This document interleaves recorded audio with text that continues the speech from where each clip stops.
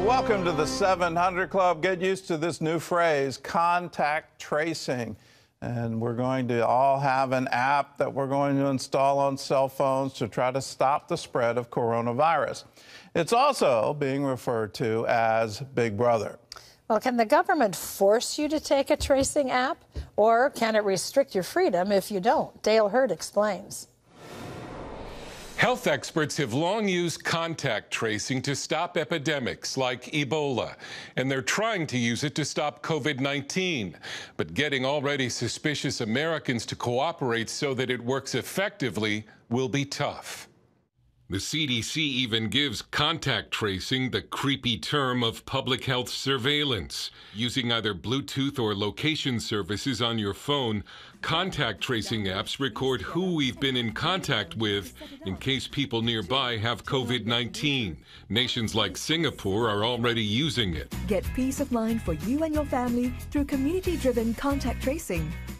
Now, House Bill 6666. The COVID-19 Testing, Reaching, and Contacting Everyone or TRACE Act would give $100 billion to local organizations to help with testing and contact tracing by funding door-to-door outreach. Contrary to what some believe, it does not allow anyone to enter your home or allow the government to remove anyone from your home because of coronavirus. But could the government legally force us to take an app on our phones? Professor Brad Jacobs, a constitutional expert at Regent University, says no. We do have protections against searches and seizures by the government. The Supreme Court just a couple years ago ruled that the government can't use pings off of cell towers to tell them where someone is without getting a warrant first.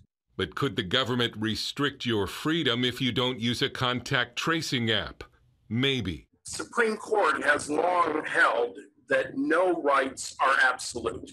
The government can override a constitutional right, at least for a short period, if it can show what we call a compelling state interest. Michael Doherty, the CEO of LabMD, a medical testing lab who's been fighting federal overreach in his industry for years, is the author of The Devil Inside the Beltway, and he calls a tracing app Big Brother. It's a huge excuse to give the government more information. And as we're seeing with who infiltrates our government, they will violate our rights and violate anyone's rights for political gain. The notion that Americans will cooperate voluntarily with a contact tracing app seems to be dead on arrival. A recent poll showed less than a third of Americans would participate in tracing if it's run by the federal government. Dale Hurd, CBN News. Well, I'm absolutely against it being run by the federal government. It ought to be run by the hospitals, by the healthcare system. That's where you would trust that kind of data, and it would be protected under HIPAA, it would be protected data. If it goes into the government, then, yeah, we are into a Big Brother scenario. I am in favor of contact tracing, and that's been the key for countries like New Zealand to isolate everyone who was ever exposed to it and get control over this virus and be able to say, well, now we can safely open because there aren't any new cases. They're also limiting travel, international travel at the same time. So there are some keys to overcoming this, and contact tracing is one of the biggest tools that we have right now. We don't have a cure. We don't have a vaccine. What we do have is if you get the disease, who have you exposed, and how can we trace where they are and make sure that they go into a quarantine situation, make sure no one else gets infected. But if it's the federal government, I don't know anyone that would want to have a federal database where literally everyone you ever contact is placed in that database through an app on your phone. There's a reason this House bill is numbered 6666. It's not something we want. And there's no way a federal database is ever going to fly. It's not going to make it through a veto. It's not even going to make it through the Senate. In other news, what if there's another wave of the coronavirus? President Trump has made it clear that he'll handle the economy differently. John Jessup has that story from our CBN News Bureau in Washington. John? That's right, Gordon. As states continue the process of reopening from the coronavirus lockdowns, the president says he won't close down the economy a second time if the virus flares up again. Jennifer Wishon has that story. Touring a Ford plant in Michigan Thursday, President Trump said a second wave of coronavirus infections is anticipated. The CDC expecting it to hit when the weather cools down again this fall and winter. Whether it's an ember or a flame, we're going to put it out. But we're not closing our country. Still, as people return to their daily activities, experts urge vigilance. Since there are concerns a new wave of cases will emerge in the coming weeks as the economy gradually reopens. Now is not the time to tempt fate. With all 50 states now reopening, there are signs of a new normal everywhere. At this high school in Hoover, Alabama, 400 students graduated standing 6 feet apart while wearing masks. In California, Yosemite Park won't open until next month, but businesses around it that rely on its tourists are opening their doors. Like many destination towns, the coming months are crucial to their bottom line. This is our peak time. So from Memorial Day to Labor Day weekend, this is where we make our money. And so if we don't have that, it's going to be a big dent in our local economy.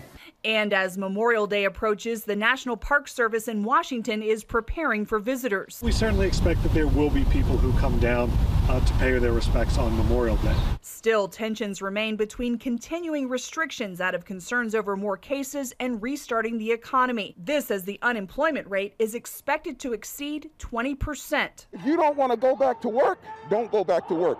But don't deny the rest of us the ability to go back to work. Michigan is one of the hardest hit states. The governor issued some of the nation's most restrictive lockdown measures and has been the subject of numerous protests. Carl Mankey is a symbol of that anger. The barber refused to shut down his shop in defiance of the governor's orders, and Thursday a judge took his side, denying the state's request to close him down. I refuse to stand down. Listen, license or no license or whatever it is, I'm 77. I mean, are they going to give me life? The president expects economic numbers to strengthen over the next few months, but if there is another flare-up in cases, governors, not the president, could decide how states react. Jennifer Wishon, CBN News.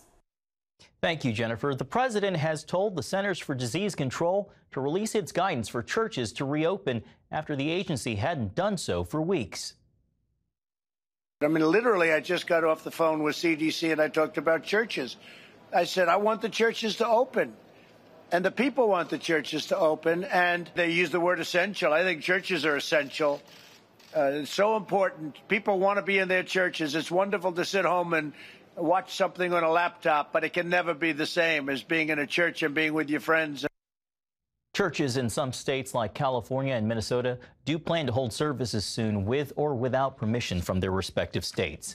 Well, 27 Republican senators are asking Attorney General Bill Barr to investigate how multiple Planned Parenthood affiliates got $80 million worth of coronavirus relief funds from the government. The senators sent their signed letter to Barr after Fox News' Tucker Carlson program learned this week that the Small Business Administration is talking to those Planned Parenthood affiliates. The SBA is asking for the money back because the affiliates wrongly claimed they were eligible. Senate Majority Leader Mitch McConnell co-signed the letter and said, quote, Planned Parenthood abused this emergency process and grabbed tens of millions of dollars of taxpayer money for which they were completely ineligible. Well, turning overseas to Hong Kong, pro-democracy lawmakers there are blasting a proposed new Chinese national security restriction that outlaws acts of secession, subversion, and treason in Hong Kong, as well as foreign interference.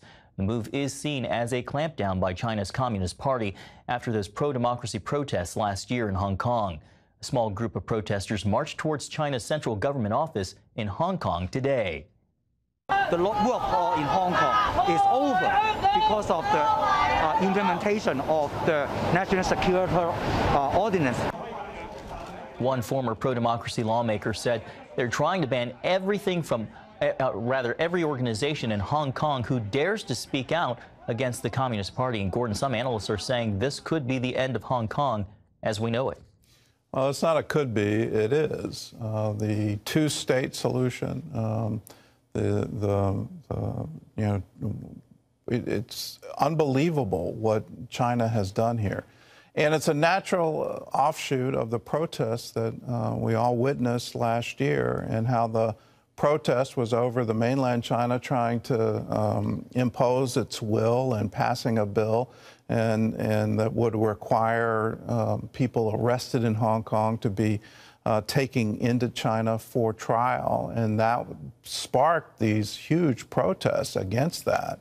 That it would be a sure way to stamp down any dissent, any kind of freedom of speech, anything that was ever critical of the mainland Chinese government. So it's the end of this. It's the end of the two systems. And Hong Kong is never going to be the same. Now, what's the issue? What does this mean for Taiwan? That's the big issue we're all looking at now. And please pay attention to what the Chinese military is now saying. And they're now doing a whole lot of saber rattling. And along with it, our own Pentagon is saying, if there's a war over Taiwan, we don't have the strategic ability right now to stand in the gap there. So are we going to see a military takeover of Taiwan, reunification of Taiwan with China? And that would be unbelievable. You look at these things, China is absolutely flexing its muscle. It's absolutely trying to become the middle kingdom once again. And once it has full control over Hong Kong, full control over Taiwan, watch out, because they're going to be looking to expand even more.